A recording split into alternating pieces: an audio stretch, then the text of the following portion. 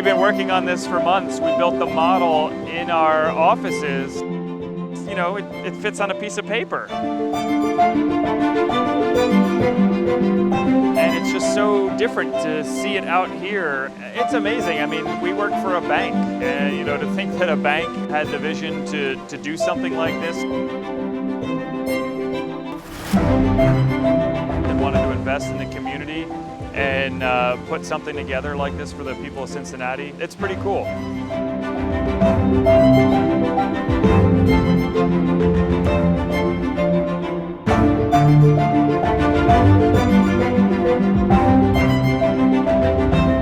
To have people out here able to run around in it and to interact with it and chase each other around and take pictures, it's going to be a lot of fun.